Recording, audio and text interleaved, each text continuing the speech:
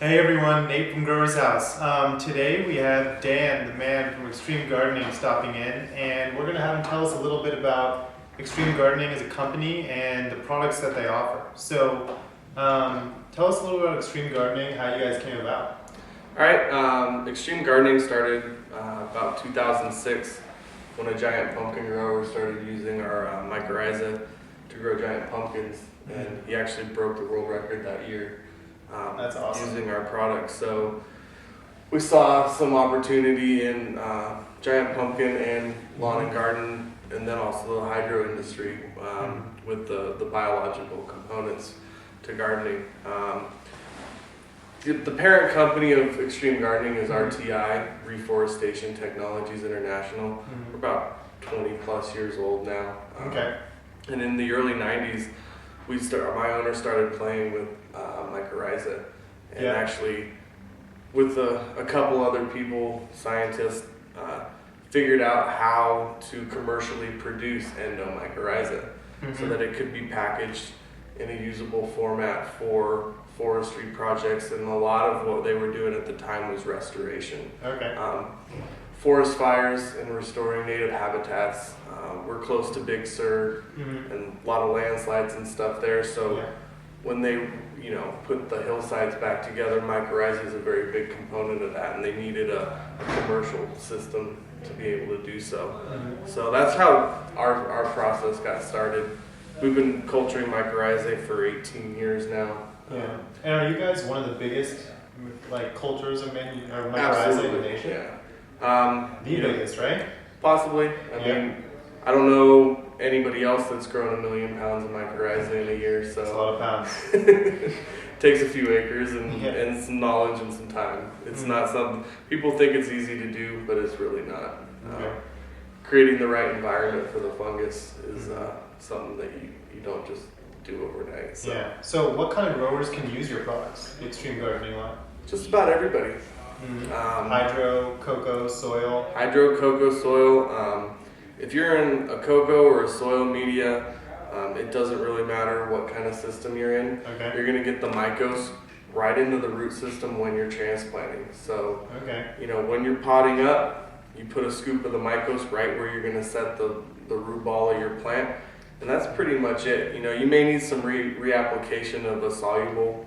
We have a WP version of the Mykos that you can top dress later on in the grow. But what does WP stand for? Wettable powder. Wettable powder. Okay. And it's just a micronized version of the Mykos. Okay. It allows it to penetrate the media and get down to the root system. But the most important thing is getting the granular Mykos on the roots at planting time. Okay. So is that even from let's say a clone or a seedling that's rooted from a cube, transplanting into veg into flower? Yeah, okay. Absolutely.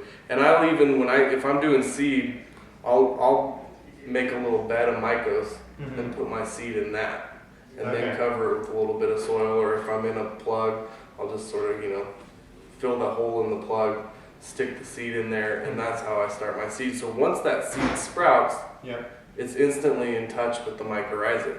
And the whole thing with mycorrhizae is the sooner you can get it creating an association with your plant, the better off your plant's going to be. Because the plants really benefit from mycorrhizae most when they're young, like seedling propagation and vegetative phase, right? Yeah, absolutely.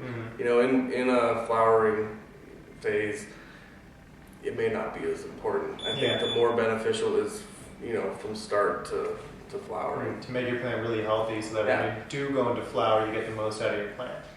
Yep. Okay. So, what about the Azos? Where does that come? The Azos is pretty much same time as Mykos. When you're transplanting, dust the root ball with the Azos. You can mix it with the Mykos in the planting hole. I prefer to just lightly sprinkle it on my roots. I'll put my Mykos in my transplant hole, dust the root ball. You can also use Azos for rooting cuttings as well. We've seen a really high percentage of success with mixing the Azos into a sort of a paste, not quite a paste, but a nice thick solution, and dipping cuttings in that. This is a bacteria that's known as a nitrogen fixer, so it can actually capture N2 out of the atmosphere and convert it to NH3 and provide it to the plant. It's not going to do that for all plant species. It works well on legumes, corn, soy, peas, stuff like that. Mhm. But in our marketplace, the bigger benefit of Azos is that it has some sort of trigger with the plant that gets the plant producing more natural growth hormones. So the Mhm. indole-3 acetic acid production in the plant is stimulated by this bacteria. So you get a natural rooting hormone being stimulated by the bacteria, where a lot of rooting products that are on the market are indole-3 recic acid, which is Okay. a man-made version of the plant's natural growth hormone. Okay. So this is naturally stimulating the plant's growth hormone. You don't need to use harsh chemicals to root your cuttings. And the cuttings will actually stay a lot healthier too. You won't get the yellowing and the wilting that you normally see, that stress. When I take cuttings with Azos, and I've seen this across the board with all the people I've turned on to it, they tell me, wow, my cuttings just stayed green and lush and didn't stress out at all. That's awesome. And the success rate, like I said, is huge. Okay, so if you were doing a hydro system, how would you use your products? On a hydro system, I mean, what are we talking? We're talking deep water culture, aeroponics. Yeah, let's say I normally use like a turbo cloner to do some of my clones, but then sometimes I also do it just in a tray with like rapid rooter plugs. So for the Azos, in the turbo clone, you can simply add 1 teaspoon per gallon Yep. right into the res, Yep. and that'll be it. You can make a dip and like soak the cuttings in that prior to putting them in the neoprene inserts, Yep. and then let that go like that. And in a tray with plugs, what I do is, like I said, you make your dip, you soak your cuttings in that, Yep. and while you're soaking those, I'll prep my plugs with a bowl of water and a scoop of Azos, and I'll inoculate the plugs with the Azos solution, and then just stick my cuttings in the plugs as normal. So it's really best to be using both of the products in conjunction with one another, right? I generally reserve Mykos for once my cuttings are rooted. Okay. So if you're coming out of your cloner, you got your rooted cutting, then I'll start using the Mykos. Okay.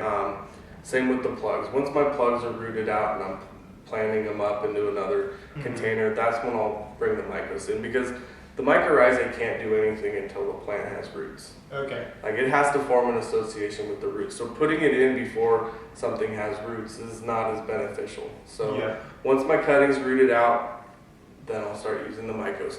And I will use some more Azos at that point as well. Okay, that's good to know. Dust those roots with the Azos, get them coated in the Mykos, and you're off to the races. Okay, sounds good. Well, both of these products are easily available through growershouse.com. Check them out today to help increase your yields and make your grow more efficient.